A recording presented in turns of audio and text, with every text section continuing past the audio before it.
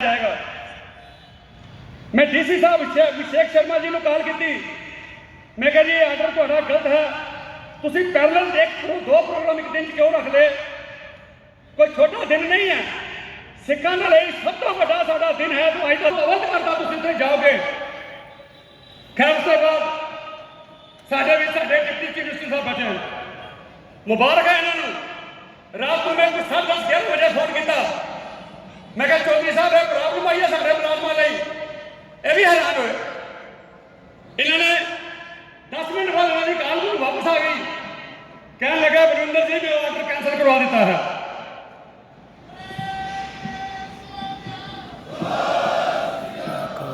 चौधरी साहब जो काम तुसा किया उसके किसी अजीब ने बड़ा सुंदर शेर लिखा है, उन्होंने कहा जिन्होंने कतरा बनकर भी साथ दिया हमारा, जिन्होंने कतरा बन के भी साथ दिया हमारा, वादा रहा वक्त आने पे उन्हें दरिया लुटा देंगे। पर पिछले 10 सालों में हमारे साथ सरकार ने जो जम्मू कश्मीर में जो सरकार थी बीजेपी की, वो डायरेक्टली और इनडायरेक्टली उनकी सरकार 10 सालों से है। पहले तो पीडीपी के साथ थी, उसके बाद गवर्नर रूल हुआ, उसके बाद एलजी साहब का प्रशासन आया, लेकिन हमें इस कदर इग्नोर किया गया, इस कदर हमारे साथ डिस्क्रिमिनेशन की गई। आज जरा सा कहना मैं ठीक समझूंगा। और एक बड़ी बात फारूक साहब,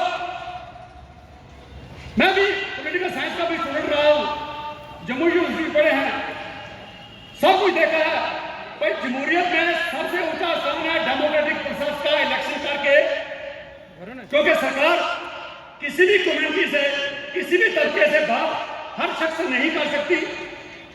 इलेक्टोरल प्रोसेस से गुजर के जो लोग चुन के आते हैं, सरकारें उनके साथ बात करती हैं, चाहे किसी भी कम्युनिटी से बिलोंग करता हो। लेकिन बदकिस्मती से हमारे जम्मू में ऐसा पिछले 3-4 साल से नहीं हुआ। खास करके जम्मू और साथ डिस्ट्रिक्ट कश्मीर में हमारी डिस्ट्रिक्ट द्वारा प्रबंधक कमेटियां चुन के आई, और सबसे बड़ी कमेटी जम्मू डिस्ट्रिक्ट की है। ये नहीं कि हम बड़े हैं, क्योंकि हमारी पॉपुलेशन सिखों की 3 लाख पॉपुलेशन जम्मू डिस्ट्रिक्ट में रहती है। यहाँ पर 11 कॉन्स्टिट्यूएंसीज हैं, जहाँ 11 मेले जीत के आते हैं। हमारे जो 11 बंदे जीत के आए, जो 11 कॉन्स्टिट्यूएंसीज में से एक शख्स जीत के आया, मैं सर सिखों की मिनी पार्लियामेंट का नाम देता हूँ, क्योंकि जब तक हमारा कोई नुमाइंदा असेंबली में नहीं पहुंच जाता, हमारी यही मिनी पार्लियामेंट है।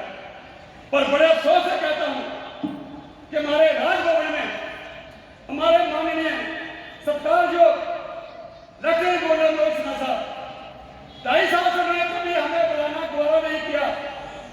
उन्होंने जो कहीं हमारी नहीं की, कहीं संगत की 3 लाख लोगों ने जिनको जिता के अपना मेहनत करके भेजा, उन्होंने हमें कभी ऑन बोर्ड लिया ही नहीं। हो सकता है उनकी मजबूरियां हो, तो दिल्ली से ऐसे हुक्म हो, कहता है कुछ तो मजबूरियां रही होगी, वरना यूं ही कोई बेवफा 2.5 साल से इग्नोर किया जा रहा है। और किसी को लीडरशिप क्रिएट करने की कोशिश की, जो इलेक्टेड बॉडी है उनको कभी कॉन्फिडेंस भी नहीं लिया। ये तो ऐसा लगता है जैसे जीत के हमारे ऊपर साहब चीफ मिनिस्टर बने हैं। केंद्रीय सरकार में कल से किसी से बात करनी हो जम्मू कश्मीर में, तो वो किससे करेगा? उमर साहब से। अगर सरकार उमर साहब को ना बुलाए, किसी और डिप्यूटी एमएलए को बुला के बात करे, तो वो कैसा लगेगा? वही हाल हमारा हुआ पिछले 2.5 साल। तो मैं सर बलविंदर सिंह अपने कुछ संगत दी जम्मू क्योंकि हम इतने परेशान हुए, कुछ परेशानियों के बारे बहुत देर से देखते हैं सरकार कि यहाँ पर मेमोरेंडम पढ़े जाते थे, दसदे हुए, और मेमोरेंडम जब पढ़े जाते थे तो हमारी ये मसूल, हमारी ये बोली वाली सिख संगत ये समझती थी कि जो इस मेमोरेंडम में लिखा गया है बाकी ये बातें सरकार कबूल करेगी। बड़े प्यार से वो भी एक बोले सोने के 5 जयकारे लगाते थे, लेकिन बड़ा अफसोस हुआ वो जयकारे लगाने के बावजूद हमारे मेमोरेंडम को किसी ने हैंडल नहीं किया। बड़ा अफसोस से कहता हूँ, इसलिए हमने मेमोरेंडम सबमिट करना ही बंद कर दिया। हमने क्या दिया, कोई सरकार सिंसेयर आएगी जो ये सोचेगी कि सिखों का भी राइट बनता है सियासत में, रियासत की तरक्की सब में सिखों का बहुत बड़ा योगदान है, जहाँ देश की आजादी के लिए सिखों का 80% योगदान है, रियासत करने में सिखों का बहुत बड़ा योगदान है, हमें टोटली इग्नोर किया गया। मैं अब आपकी सरकार आई है, कभी भी हम कोई ऐसी चीज नहीं मांगते, क्योंकि एक तो सिख कभी भीख नहीं मांगता, और जो भी चीज लेनी है डिग्निफाइड तरीके से, जो हमारा नेशनल राइट है, हम ये भी नहीं कहते कि किसी को नहीं दिया हमें दो। अगर 4 लोगों को दिया, नेशनल राइट हमारा भी बनता है, तो वो चीज हमें भी मिलनी चाहिए। मेमोरेंडम नहीं देंगे, जब आप झूठ समझेंगे आपको आपके साथ सेक्टर में बैठ के डिस्कशन शुरू करेंगे। मैं कुछ 2-4 चीजें जो मेन चीजें सर मैं आपके सामने जरूर रखूंगा, ताकि हमारी संगत को भी लगे कि जिस डीजीपीसी को चुन के हमने 11 मेंबर को भेजा है, ये इतने काबिल हैं, इतनी समझ रखते हैं कि सिखों की बातें सरकार तक पहुंचा सकते हैं, अगर सरकार सुनना चाहे। सर कुछ एक मुद्दे, क्योंकि आज का टाइम बड़ा कीमती है हमारे लिए भी, आपके लिए भी। 10 साल के गैप के बाद आप आए हो, तो कुछ चीजें आपको सुननी पड़ेगी आज। सर एक हमारी पंजाबी का मुद्दा, इस सरकार ने हमें क्या देना था? जम्मू कश्मीर का कोई भी सिख सरकार को कभी माफ नहीं करेगा। जम्मू कश्मीर में जेके यूटी ऑफिशियल लैंग्वेज बिल में से पंजाबी को बाहर निकाल दिया गया। फारूक साहब, उसके बाद कहा गया कि हम पंजाबी की प्रमोशन के लिए हर मुमकिन काम करेंगे। अब हमारी आपसे है कि सचमुच आप भी चाहते हैं कि पंजाबी को प्रमोट किया जाए, क्योंकि इसे राष्ट्रीय भाषा का दर्जा देना आपका मैंडेट नहीं है, वो पार्लियामेंट में होगा। लेकिन जो आपके दायरे इख्तियार में है, हमारे पंजाबी के टीचर्स स्कूल लेवल में, हायर एजुकेशन में, कॉलेज में हमारी सैंक्शन स्टैंप खाली पड़ी है, हमें टीचर प्रोवाइड नहीं किए गए। हम ये भी नहीं कहते कि जम्मू के हर स्कूल में टीचर दे दो, नहीं। जहाँ जहाँ हमारी सिख बस्तियाँ हैं, जिन कॉलेजों में सिख बच्चे आते हैं या आ सकते हैं, वहाँ पर हमें टीचर प्रोवाइड कीजिए, प्रोफेसर दे दिए। हमें लगेगा कि आप सच्चे मन से गुरु साहब को यहाँ अपनी श्रद्धा के फूल अर्पित करने आए हैं, तो हमारी बातों पर गौर फरमाएंगे। इन चीज़ों का हमने बैठे आलोक कुमार जी, पूरे डीजीपीसी के सारे मेंबर्स ने मिलकर डिटेल इनको सबमिट की हुई है, कहाँ कौन से टीचर चाहिए, किस स्कूल में चाहिए, वो डिटेल आपसे अभी डिस्कस करेंगे तो देख लेंगे। दूसरा सर, पॉलिटिकल रिजर्वेशन, आपके मैनिफेस्टो में 3 चीजें सिखों की लिखी थी, promotion of Punjabi, political reservation for six. NC ਸਰਕਾਰ ਬਣਨ ਤੋਂ ਪਹਿਲੇ ਮੈਨੀਫੈਸਟੋ ਵਿੱਚ ਸਿੱਖਾਂ ਲਈ ਜੋ ਲਿਖਿਆ ਸੀ ਬਲਵਿੰਦਰ ਸਿੰਘ ਦੁਆਰਾ ਡਾਕਟਰ ਫਾਰੂਕ ਅਬਦੁੱਲਾ ਜੀ ਨੂੰ ਦੱਸਿਆ ਜਾ ਰਿਹਾ ਕਿ ਇਹਨਾਂ ਚੀਜ਼ਾਂ ਨੂੰ ਜ਼ਰੂਰ ਹੀ ਲਾਗੂ ਕੀਤਾ ਜਾਵੇ।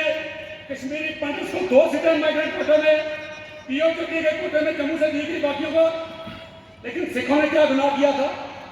मुबारक है हमारे कश्मीरी पंडित भाइयों को, अगर उनको 2 सीटें दी गई माइग्रेंट कोटे में, अगर 323 कश्मीरी पंडित मारे गए तो 217 हमारे सिख भाई भी मारे गए, महजूर नगर में मारे गए, किटी सिंहपुरा में मारे गए, उनका भी सोशली वहाँ नुकसान हुआ, फाइनेंशियल लॉस हुआ, तो उनकी भी सीट बनती थी।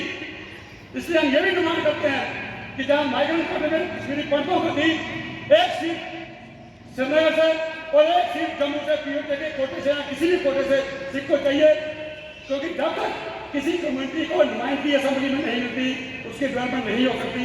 मैं उम्मीद करता हूँ आप उसको गौर फरमाएंगे। सारे अनंत मैरिज है, आज से 3 साल पहले हम एलजी साहब से मिलने गए, डीजीपीसी के नहीं, मैं पहले किसी ऑर्गेनाइजेशन में था, तो जब उनसे कहा बाकी डिमांडें छोड़िए भाई, ये एक हमारी डिमांड है, कहते ये क्या है? मैंने कहा 1909 में पास हुआ था, 2012 में पार्लियामेंट में इसमें थोड़ी सी अमेंडमेंट की गई तो लागू कर दिया गया। कहते मैं भी कर दूंगा। उस बात को 3 साल लगे, बहुत बार हमने डिमांड की। तब 2020 में उसके तो 30 नवंबर 2023 को उसके रूल्स बनाए गए। सर आप सुन के हैरान हो जाएंगे, थोड़ी बात पे गौर फरमाइए। आज तक सिखों की जो डिसीजन है हिंदू मैरिज एक्ट के तहत होती है, फ्री ऑफ कास्ट है, मुस्लिम की जिस एक्ट के तहत होती है फ्री ऑफ कास्ट है, क्रिश्चियन की जिस एक्ट के तहत होती है फ्री ऑफ कास्ट है। सिखों के लिए एक्ट बनाया, 1500 रुपये बेसिक फी रख दी, 30 दिन के और 6 महीने के अंदर जो बनाएगा 2000 रुपये पेनल्टी, उसके बाद 1500 रुपये फीस, 6 महीने के बाद जो कराएगा 3000 रुपये पेनल्टी, 1500 फीस, 1 साल के बाद कराएगा 5000 पेनल्टी। तो ऐसा पहली बार हुआ कि किसी रजिस्ट्रेशन एक्ट में कोई पैसा रखा गया हो। ये भी आपसे सेक्टर में मिलकर कहेंगे कि इस चीज़ को रिवोक कीजिए, अमेंड कीजिए, फ्री ऑफ कॉस्ट कीजिए, जैसे बाकियों के साथ किया जाता है। नहीं तो हमारे कुछ लोग पैसे बचाने के लिए दोबारा हिंदू मैरिज एक्ट में चले जाएंगे। और ये मैंडेटरी किया जाए कि सिख कपल्स जो भी हैं अनंत मैरिज एक्ट के तहत ही रजिस्टर हो। उसके बाद सर एक चीज़ थी, SRO 425 बहुत ही एक गंभीर मुद्दा था।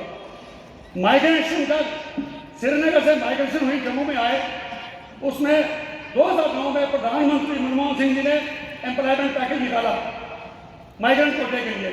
उसमें सिखों को भी जॉब दी गई, कश्मीरी पंडितों को भी दी गई। लेकिन 2016 में PDP और BJP की सरकार ने इसको एक्सटेंड किया नॉन माइग्रेंट कोटे के लिए।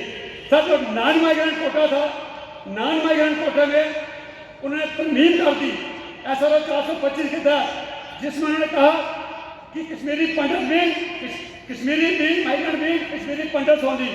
मुबारक पंडितों को जो मर्जी दीजिए, सिखों का कोटा आप नॉन माइग्रेंट कोटे में से कैसे छीन सकते हैं?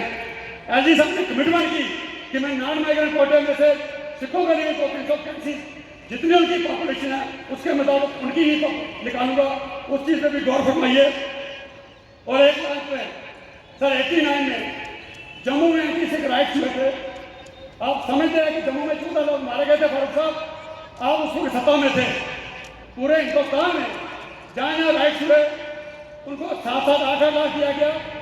जम्मू में 84 में जो तंगवाड़ा में हुए थे 8.5 लाख दिया गया। इनको सिर्फ 1 लाख दिया गया। 7.5 लाख रुपये बकाया की फाइल होम मिनिस्ट्री से होकर जम्मू में आई है, सेक्टर में पड़ी है, 4 साल से धूल चाट रही है।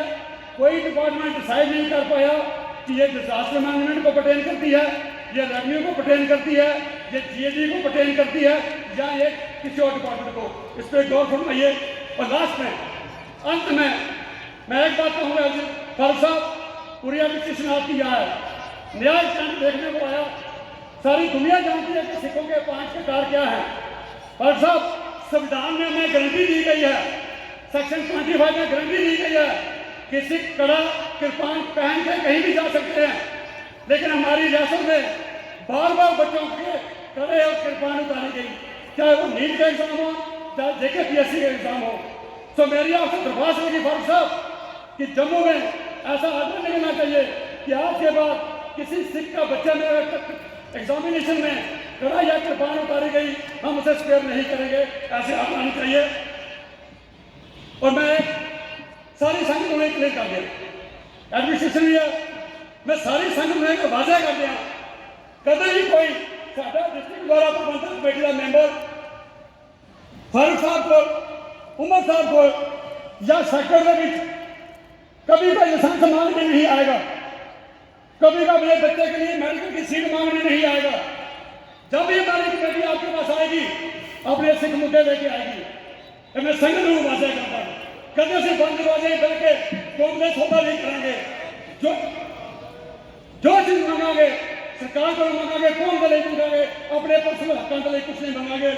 और सर एक चीज आपसे और उम्मीद करता हूँ कि हमें भी अच्छा लगेगा कभी अगर आप सिख मुद्दों को असेंबली में डिस्कस करें, वहाँ इशू ये रेस हो, आपकी तरफ से हो, दूसरी पार्टी की तरफ से हो, क्योंकि आज तक किसी ने भी सिखों के मुद्दों को सिंसियरली नहीं उठाया। असेंबली में मैं डिप्टी सेक्रेटरी को कहता हूँ कि ये हमारे सिख मुद्दों को असेंबली में बहस के दौरान उठाएं, इन मुद्दों पर बहस हो चाहता है तो ये चीज़ें हों, क्योंकि सिख हमारे बड़े मैं समझता मासूम रहे। एक बार हमारे बड़े मशहूर राम जेठमलानी जी एडवोकेट सुप्रीम कोर्ट में किसी सिख का केस कर रहे थे, उन्होंने जस्टिस को कहा, उन्होंने कहा sir 6 are too pure, 6 are too pure for the impure politics of India। तो ये कहीं ना कहीं बार बार उनके साथ डिस्क्रिमिनेशन की जाती है। तो काफ़ी समय आपका लिया क्योंकि 10 साल से बहुत इकट्ठे थे, मैं समझता हूँ। तो अब बाकी आगे हमारे सेक्रेटरी साहब अगला प्रोग्राम सेक्रेटरी साहब देंगे। आप तकलीफ के बावजूद भी यहाँ पर आए, मैं फिर एक बार आपको धन्यवाद करता हूँ। सेक्रेटरी साहब आपको देंगे।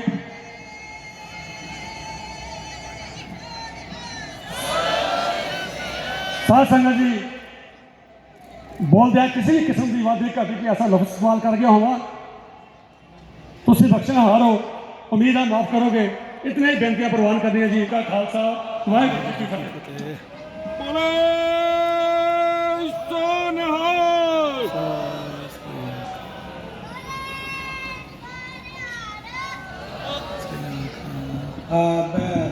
वीर जी ने बहुत कुछ किया, मैं कुछ गलबात नहीं करांगा।